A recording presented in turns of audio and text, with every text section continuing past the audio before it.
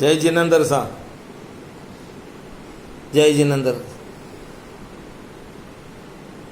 ये आत्मा मैं प्रतिक्षण अनुभव कर रहा हूँ कि मनुष्य को कुछ खो गए हैं। कोई राज, कोई रहस्य, कोई संपदा जो मनुष्य के पास थी खो गए हैं। इसलिए उसका ध्यान गलत चीज़ों में लग गया है, वह गलत दिशाओं में खोज रहा है। मनुष्य सतत खोज रहा है, हर क्षण खोज रहा है। उसका ध्यान उसी ओर लगा हुआ है। सोते जागते खाते पीते उसी का ध्यान है। लेकिन मनुष्य को ये पता नहीं है कि उसका क्या खोया है। वह पाना तो चाहता है, लेकिन क्या पाना चाहता है उसे स्वयं को नहीं मालूम है।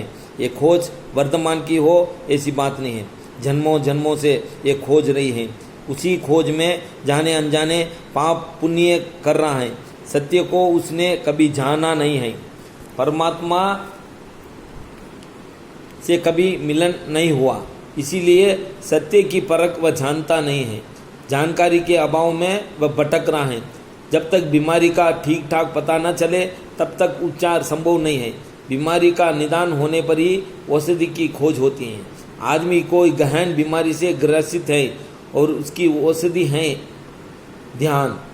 आदमी कोई गहन बीमारी से ग्रसित है, उसकी औषधि है ध्यान। इसके बहुत रूप हैं। अंतर ध्यान, अंतर ध्यान, जिस राग ध्यान भी कहा करते हैं। इसके विभिन्न रूप हैं। इष्ट वियोग, अनिष्ट योग, पीड़ा चिंतन और निदान पंथ। दूसरा है रौद्र ध्यान, इसे हिंसा ध्यान भी कहते हैं। इसके भी 4 भेद हैं। हितानंद, मुषानंद, परिग्रहानंद, ये अशुभ ध्यान है, खोटा ध्यान है। इस ध्यान में साधक दूसरों को बुरा सोचता है, गलत का समोचन करता है, दूसरे के परिग्रह को देखकर आनंदित होता है, परिग्रह का चिंतन करता है। कर्मशव अति सूक्ष्म है, वही परिग्रह की तनिक आनंदित भी बंधन में कारण हो जाती है। मजे की बात यह है कि मनुष्य के पास अपना कुछ भी नहीं होता तो संबंधियों के परिग्रह पर अहम करता है। स्वयं का कुछ नहीं है, फिर भी अहंकार से भरा है। हिंसक कहानियाँ पढ़ना और हिंसक व्यक्तियों की प्रशंसा करना, पाप को अशुभ को निमंत्रण देना। जिस व्यक्ति को परमात्मा को पाना है उसे सद्पुरुष की, संतों की संगीत करना चाहिए। उसे दुर्जनों की संगीत से बचना चाहिए। व्यक्ति को हमेशा अपने से श्रेष्ठ व्यक्ति की संगीत करना चाहिए। गलत व्यक्ति की संगीत का चित्त पर गहरा प्रभाव पड़ता है।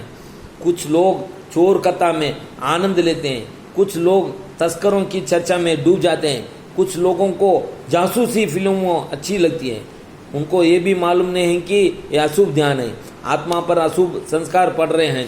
व्यक्ति 24 घंटे ध्यान में डूबा है। ये मत अलग है कि ध्यान में दिशा सम्यक नहीं है। और मजे की बात यह है कि व्यक्ति जैसा ध्यान करता है वैसा हो जाता है। ध्यान से ही अमूल परिवर्तन होता है।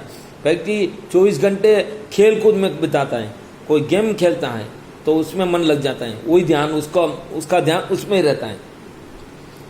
किसी महानगर में भिखारी का मरण हो गया है।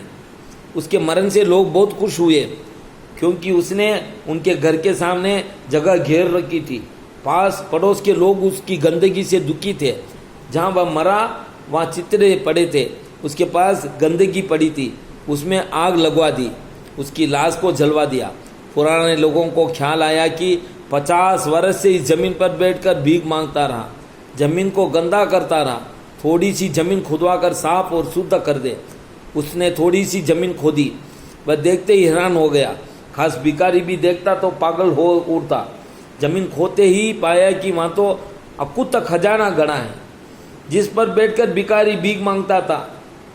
लेकिन भिखारी को पता भी नहीं था कि मैं इस खजाने के ऊपर बैठकर भीख मांग रहा हूँ। मैं जमीन खोद लूँ, सम्राट हो जाऊँ, भिखारी को ये मालूम नहीं था। वह भीख मांगते मांगते मर गया। वह सम्राट हो सकता था।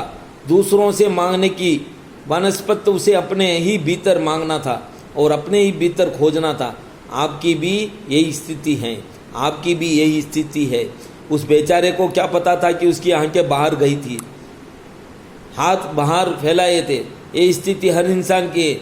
जब बाहर का ध्यान कर रहे हैं, पदार्थ का ध्यान कर रहे हैं, स्वयं का ध्यान, परमात्मा का ध्यान नहीं कर रहे हैं, सबके भीतर परमात्मा विद्यमान है। उसका दर्शन ध्यान भी आंख से ही संभव है। ध्यान के लिए कुछ करना भी नहीं है, हम बाहर के प्रति बहुत काम करते हैं, जबकि पाते कुछ भी नहीं है। ध्यान के लिए करना कुछ भी नहीं है और पाना सब कुछ है। ध्यान क्या है? ध्यान निवारचरण की परम दया है। ध्यान का विचार से, चिंतन से क्या संबंध है? विचार चिंतन तो बुद्धि का विषय है और ध्यान तो आत्मा का विषय है। ध्यान आत्मा का दर्शन है और समाधि जीवन का समाधान है। विचार बहर बहस का होता है। विचार अनात्मा का होता है, अनात्मा का होता है। स्वयं का कार्य विचार नहीं होता, स्वयं का दर्शन होता है। विचार के लिए दो का होना जरूरी है। विचार के लिए दो का होना जरूरी है। शुभ विचार का प्रथम अवस्था में उपयोग है। मन की चंचलता को रोकने तत्व का विचार जरूरी है। ये ध्यान रखे, विचार देवत्व के बाहर नहीं ले जाता। आगम सिद्धांत को समझने के लिए विचार जरूरी है। तत्व चिंतन को विचार आवश्यक है, लेकिन आत्मदर्शन के लिए निर्भय विचार की विस्तृति चाहिए। ध्यान स्वयं को जानने का द्वार है। ध्यान आके स्वयं को जानने का द्वार है और विचार तत्व को पर को बनाने का मार्ग है।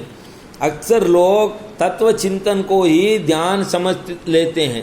तत्व चिंतन ध्यान अभ्यास का प्रथम चरण तो हो सकता है, लेकिन ध्यान नहीं। जिसने भी विचार को ध्यान समझ लिया है वह गहन भूल में है। आपका प्रश्न हो सकता है कि 7वें गुणस्थान से लेकर 12वें गुणस्थान तक, यानी धर्म ध्यान से लेकर प्रथम शुक्ल ध्यान तक का तत्व चिंतन बतलाया है। विचार संस्कृति की चर्चा आई है और विचार का निषेध कर रहे हैं। मैं बुद्धिपूर्वक विचार कर निषेध कर रहा हूँ। 7वें गुणस्थान से अब बुद्धिपूर्वक विचार कहा गया है और असिद्धिपूर्वक विचार को ध्यान आना है। जहाँ पर बुद्धिपूर्वक विचार रुक गए हैं, क्रिया रहित अवस्था प्रारंभ हो गई, उस अवस्था का नाम ध्यान है। ध्यान का अर्थ है क्रिया रहित होना। ध्यान क्रिया नहीं है, उपयोग का सहज अनंतगमन है। ध्यान क्रिया नहीं, साधक की सहज अवस्था है। वह अपने स्वरूप में ठहरने की स्थिति है, अपने स्वरूप दर्शन की अवस्था है।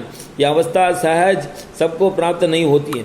वितरागी साधक को इस अवस्था का रसपान कर पाते हैं।